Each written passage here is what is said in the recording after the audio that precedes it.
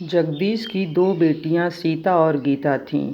सीता घर का सारा काम करती, लेकिन गीता को जब काम करने के लिए कहा जाता तो वह कोई न कोई बहाना बना देती।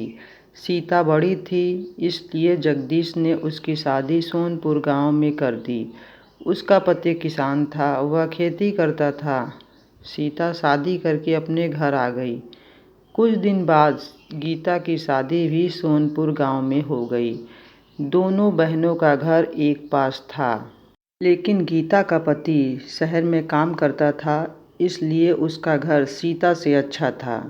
गीता अपने सारे शौक पूरे करती, लेकिन सीता का पति किसान था, इसलिए वह अपना कोई शौक पूरा नहीं कर पाती थी।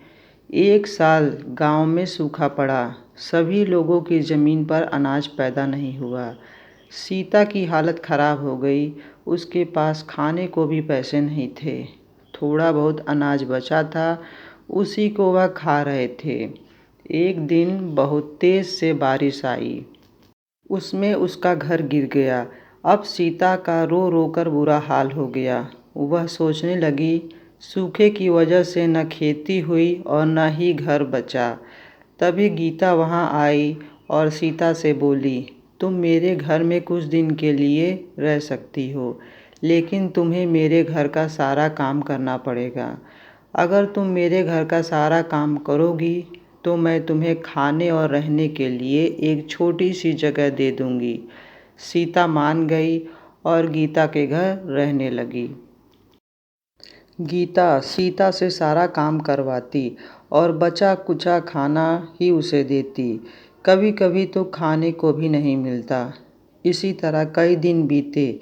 सीता सोचने लगी, हे भगवान, मैंने कौन सा पाप किया कि मुझे यह दिन देखना पड़ा। एक दिन सीता और उसका पति अपने खेत के पास गए। वहाँ खेत की वह खुदाई करने लगे। खुदाई करते समय उससे आवाज़ें आने लगीं। दोनों ने ज़मीन को खोदना शुरू किया। उन्हें एक सोने का कलश मिला। सोने का कलश देखकर वे दोनों बहुत खुश हुए।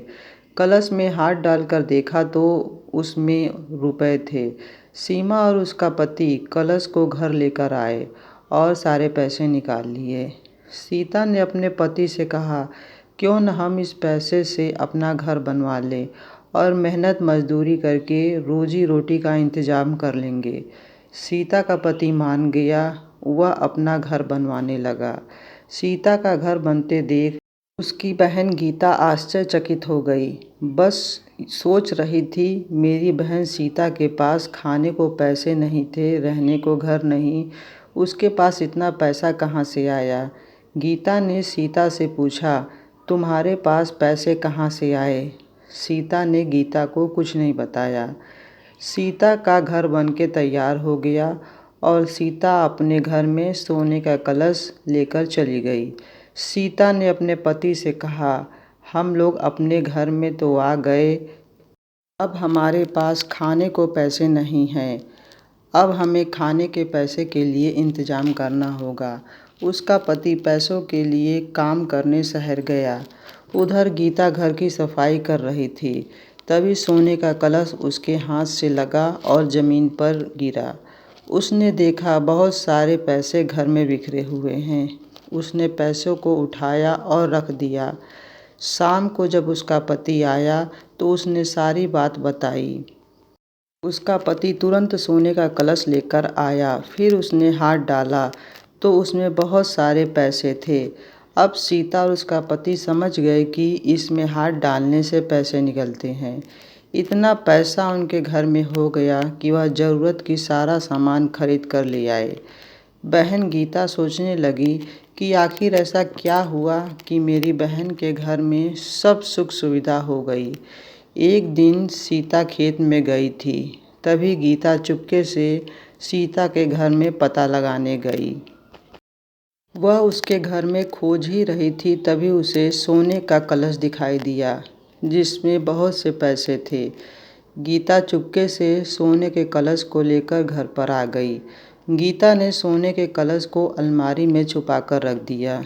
दूसरे दिन गीता जब सोकर उठी तो उसने देखा कि उसके घर में खाने को कुछ भी नहीं है। उसके घर की दीवार फट गई थी। उसके पति का पैर फिसल गया जिससे उसका पैर टूट गया। गीता दौड़कर अलमारी के पास जाती है और देखती है कि वह सोने का कलश मिट्टी का हो गया है और उसने उसको खोल कर देखा तो उसमें कुछ भी नहीं था। गीता रोने लगी। गीता को रोता हुआ देखकर सीता उसके पास आई। सीता ने गीता से कहा, आखिर क्या हुआ? गीता ने कहा, कल जब तुम खेत में गई थी तो मैं तुम्हारे घर में चुपके से गई थी। तुम्हारे घर में सोने का कलश मुझे दिखाई दिया। मैं उसे लेकर अपने घर आ गई और सुबह मेरे साथ यह सब हो गया। मैंने लालच किया, मैंने तुम्हारे साथ अच्छा व्यवहार भी नहीं किया। मुझे माफ़ कर दो। इसीलिए कहा गया है, लालच बुरी बला है, मेहनत से कमाए हुए पैसे ही अपने होते हैं।